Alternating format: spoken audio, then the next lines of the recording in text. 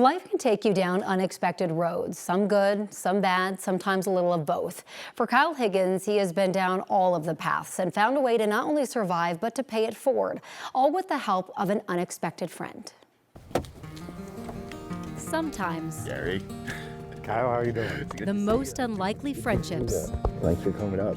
are often born in the most unlikely places. That was certainly the case for these two.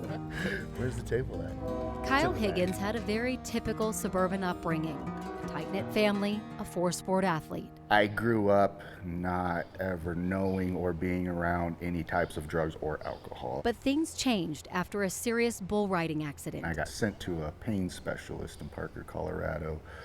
They put me on 330 milligram Oxycontin and 110 milligram Valium every month. Things quickly spiraled, and Kyle found himself down a very dark and lonely road. Then I found myself on probation in 5 different counties in 2 different states. I was homeless. I was in and out of several county jails, mostly Denver County. Spent a lot of time in county jails, just really fighting to stay alive. I had lost everything. Or so he thought. I could just tell, there was something different about him. Gary Phillips was a deputy sheriff for Denver County, and over Kyle's time in jail, they formed a bond. He was the only conversation where we could talk about the outdoors, we could talk about fishing, we talked about hunting, we just talked about things that would help me escape.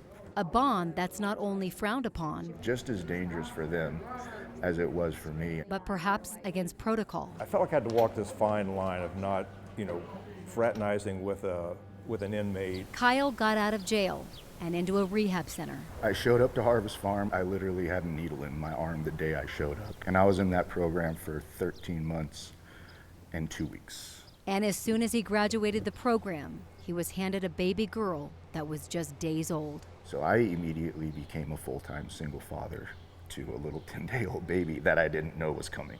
A little girl that possibly saved his life.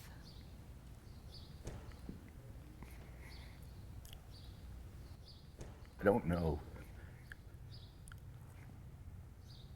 I hope so, but I don't know if I would have made it without her, because it got tough. Kyle stayed sober, got married, and paid it forward.